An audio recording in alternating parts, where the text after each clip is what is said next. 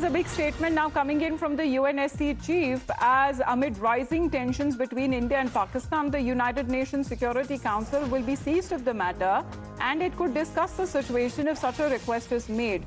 As the president of the council for the month of May has said that this is an issue which is ongoing and evolving, and saying that when it comes to such a situation that is now developed between India and Pakistan, he has outrightly condemned the heinous terror attack in Pahalgam, Jammu and Kashmir, and has called for the perpetrators to be brought to justice. Let's in the meantime listen in when it comes to the big statement that is now coming across from the UNSC, which is showing readiness to discuss the India-Pakistan issue. The Council, first of all, you remember, has recently issued a statement condemning this heinous terrorist attack that happened in Jammu and Kashmir, and called the perpetrators to be brought to justice.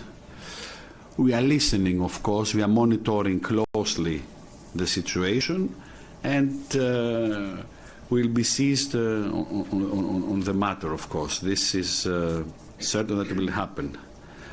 Any act of terrorism is strongly condemned, of course. We express our deepest condolences to the government of India, Nepal, and the families of the victims. At the same time, I have to tell you that we are also seriously concerned with the growing bilateral tension and atmosphere which has been evolving between India and Pakistan. And we are also joining others who are calling for de-escalation and dialogue so that the situation does not spiral out of control. While intervention by the United Nations Security Council, Pradeep, for a change, as we are looking at actual condemnation coming in, as a strong support also coming in when it comes to de-escalation. However, India has also reached out to the other non-permanent members of the UNSC as part of its diplomatic offensive in the wake of the Pahalgam terror attack.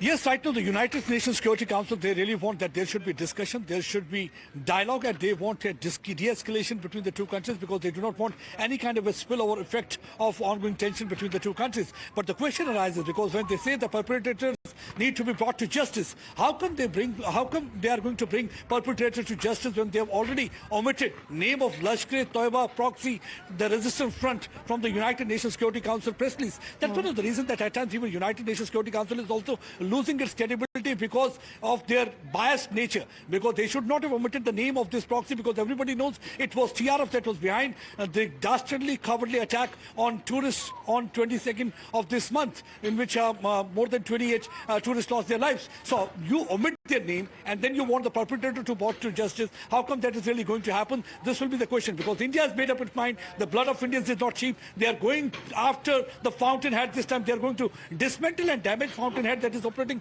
from across the border. And that's because as far as the UNSC is concerned, Pakistan had claimed that it got the reference to the resistance front, the TRF, removed from the UNSC statement on the Pahalgam terror attack. TRF, which is a known proxy of the Lashkar-e-Taiba, had, remember, claimed initially responsibility for the terror attack.